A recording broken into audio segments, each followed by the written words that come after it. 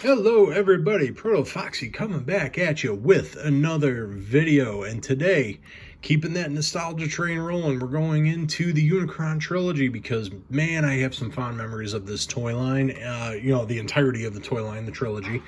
But today we're going to be talking about something that is very, very unique and very, very interesting. We got these four here, and I'm going to refer to them from here on out as the Galaxy Force 4 because these initially released in Galaxy Force. Now, these were in fact slated to speak goodly to I guess to come over to the States, but a very interesting release because in Japan in Galaxy Force these were done in 2-packs. I don't believe they were ever released singly. But when they came over to the States later, they came over in Cybertron and they were all single card releases, and these were all meant to hit different beats for the line. And I believe, with the exception of Run Amok here, I believe the rest of them in vehicle mode showed up in the show, but we're never really referred to by name or anything like that. But we got here our 4 callbacks to different eras of Transformers that were around at the time, which we had Beast Wars and then we had Generation 1. And starting with Blur here, Blur is a retool of the Armada Blur with the Generation 1 head.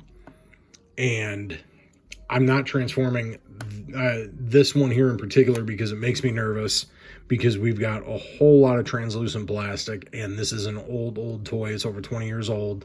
So we're not going to mess with it, because this one, when I broke this out and transformed it and was messing with it before I went ahead to do this video, started sounding very rickety and very creaky, and it made me super nervous. And I'm just like, nope, we're not doing it.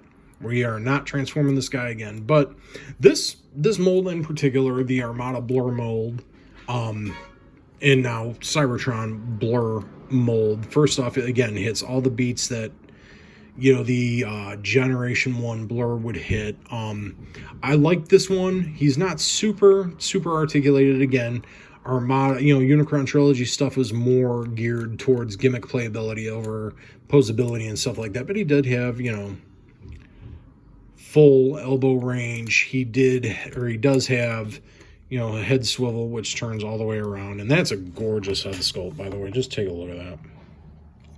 Very, very good looking head sculpt. Very, very reminiscent of Generation 1 Blur.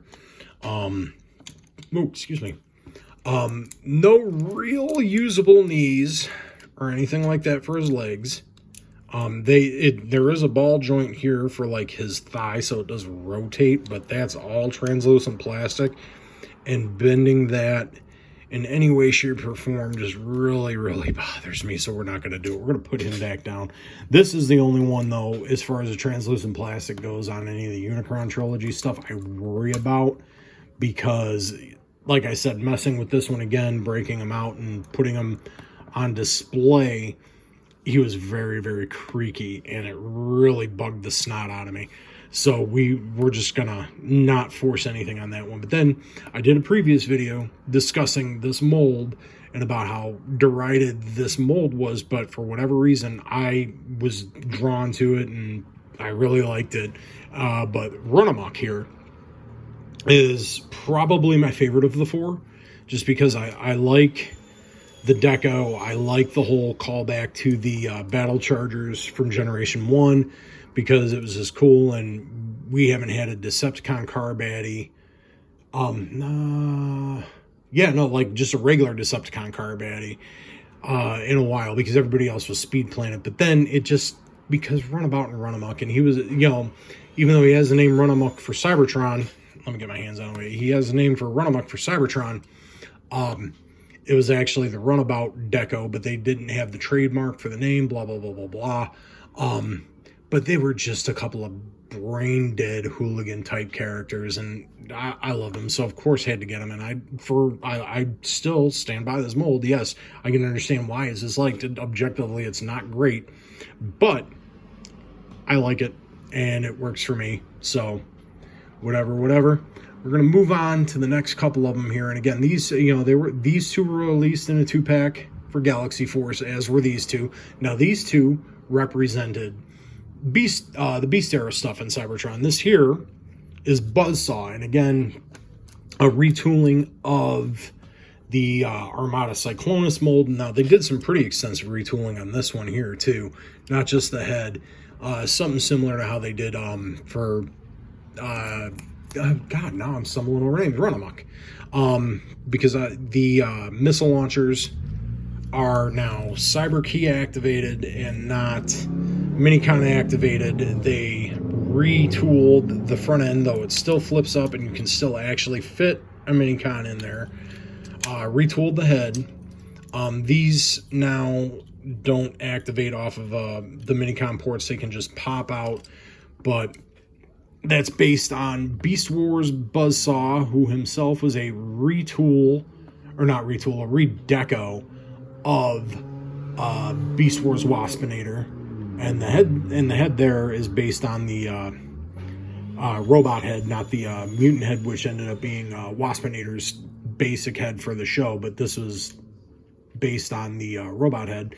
And I remember this, I think, yep, that pops off and you can put that somewhere, but all the gimmicks are still there and work just the way they intend to. He still has the trigger on the tailpiece. And again, I'm not going to go through transforming these guys just because, you know, we can see them in robot mode and that's what we're talking. We can still talk about them that way. I mean, maybe I'll do maybe I'll do separate videos with the exception of Cybertron Blur there, transforming them and do proper reviews, but we're just going to talk about the Galaxy Force 4 here.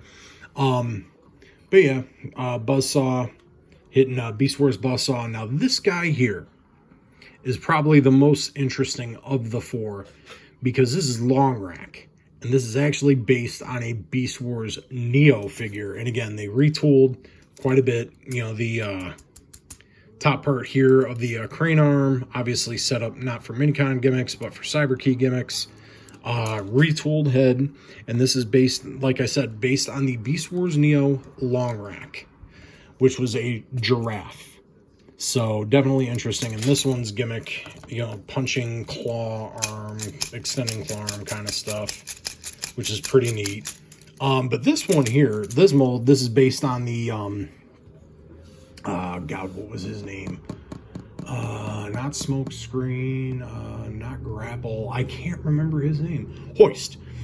Armada Hoist mold, which was a really, really good mold for Armada. You know, his articulation, ratcheted rotation here, which is really good. He had a fully, you know, he had bicep swiveling elbow joint for this arm. This opens up and you can put a Minicon there that holds there. But he actually had has ratcheted knees, real deep knee bend, ball jointed hips. So he can do all the stuff he needs to do, and then actually you can move those ankles around enough to just get him into some really cool looking poses. And believe it or not, even with this gigantic crane arm, he poses pretty well and looks really cool. And it's based on such an obscure figure for the States, or it's an obscure figure and character for the States anyway, because Beast Wars Neo was a Japanese only Beast Wars anime and toy line. So outside of collectors who were getting them, didn't know who Longrack was, but we got him here in Cybertron. And again, I believe the plan was initially to release these four here in the States, but they came out in Galaxy Force first, because I remember actually when they were revealed, and I was looking up into them, I was originally going to import them because I didn't think they were coming over. There wasn't word that they were coming over, and then word happened. I believe this was all in like maybe a Toy Fair magazine. Whoever remembers Toy Fair magazine, they said they were coming over to the States, but they weren't going to be the 2-pack releases. They were going to be on single cards for Cybertron, which they were. And then I believe in the Universe line later, they released them, or maybe it was even just a weird store exclusive where they released them with a redecoed Armada Bendy Prime, which I talked about in a previous video, and his G1 colors. And then they had the four of these guys together. I believe it was a 5-pack. I think it was Costco, but I don't remember if it was under the Subline universe or not. But they're great additions to the Cybertron line. I thought it was really cool, and I love the fact that they're throwbacks to, like, just with the exception of Blur and Run Amok being more known Generation 1 characters. You know, Buzzsaw never showed up in the Beast Wars show here in the States. Longrak, again, based on Longrak from Beast Wars Neo, I believe it was, because it wasn't second, I believe it was Neo. So just obscure stuff, and it was cool. And I happily snapped it back up in 2005, I believe it was, when these released.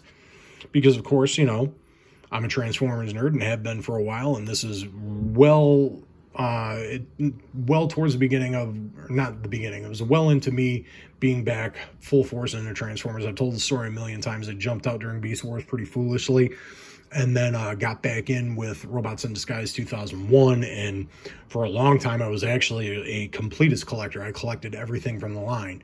That has definitely collected everything from all of the lines. So I had the entirety of like Cybertron redecos and all, anything Unicron Trilogy redecos and all. Same thing with RID-01, Universe, stuff like that.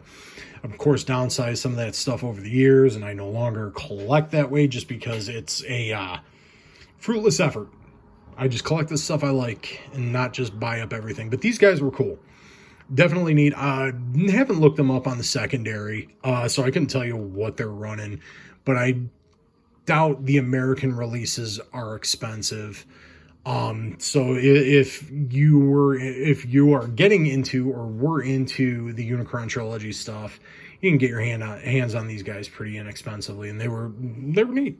Definitely a great little thing they did for Cybertron. Not only just to fill out the ranks of the toy line, but to give us retools and decos of, you know, a couple of very obscure characters and a couple of really well-known characters that fit their molds. But they're great toys. And that's what I like talking about, great toys. And so we're just going to leave it at that. Spin them around, watch them go. And we're going to end on the one that's my favorite and probably one of the most disliked molds in the entirety of the line. But this is Run Amok's one of my favorites. And I don't care. I love my boy. So show my boy some love. All that being said, if you liked it, give it a like. If you did, shoot subscribe my way. I greatly appreciate that. And I will say unto you this: be kind to yourself and your fellow human beings, because life is too short, so play on. And I will see you in the next video.